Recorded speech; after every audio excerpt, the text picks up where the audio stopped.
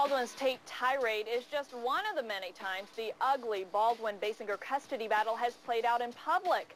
Joining me tonight here in Hollywood, Glenn Sachs, a columnist who frequently writes about fathers' issues. And in Las Vegas tonight, investigative journalist Pat LaLama. Glenn, Pat, thanks for joining us. Thanks. My pleasure. All right, Pat, when I heard this, I was appalled. I was shocked. What were your first thoughts when you listened to this angry tirade? Well, I have a lot of thoughts, but I'm going to tell you something that you might find surprising.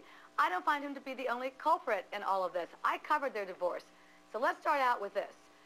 In all the years that I've covered celebrity, custody, visitation, divorce, blah, blah, blah, alimony cases, this was one of the meanest exchanges between two human beings I have. Let's put it this way, Brooke. If they could have taken each other's hands and put them in each other's eyeballs and thrown them out, chewed them up, and spit them out on the ground, they would have done it.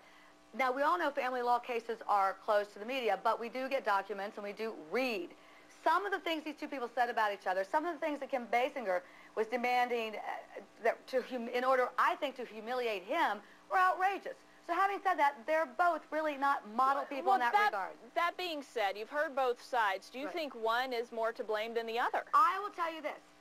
Nothing that Alec Baldwin, let me just make it clear that I'm not a big fan of him off camera. I mean, I think he's a great actor, but I think he's got a little anger management issue, like in a variety of ways. And I have said things to my kids that I've gone, whoa, that was a little over the line. Of course, I've never called them pig. I think if you just took that, any good parent, any honest parent would say, you know what, sometimes you just go over the edge. If you're provoked by an angry ex, which I'm guessing is probably the case here, he went over the edge. To call your kid, if he would have just not said pig, she could be a spoiled little something. Well, you're right. We don't know what else had happened before the call, after the call, and this has been very bitter for years and years and years. Yes, and what if the mother was standing there, over her going, don't answer the phone, don't answer the phone. Right, who knows the situation surrounding that? And Glenn, I want to get to you because, nobody is saying what Alec did is right. However, one of the things that Alec said is that Kim pushed him to the edge. I'm sure you probably hear that all the time, don't you?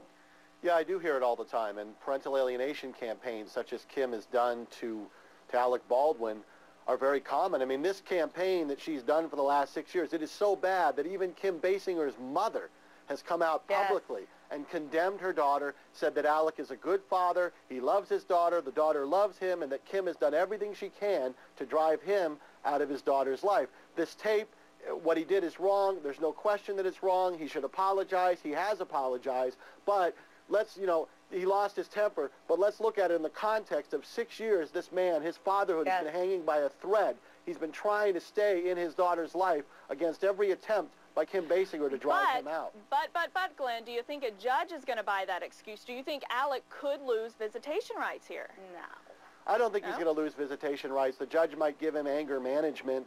Who knows? But, I mean, I think the judge by this point has to be familiar with all of the violations of Alec's visitation rights and all the things that Basinger has done to help poison the relationship between him and his daughter. And I don't think the judge is just going to swallow Kim Basinger's version of the event here.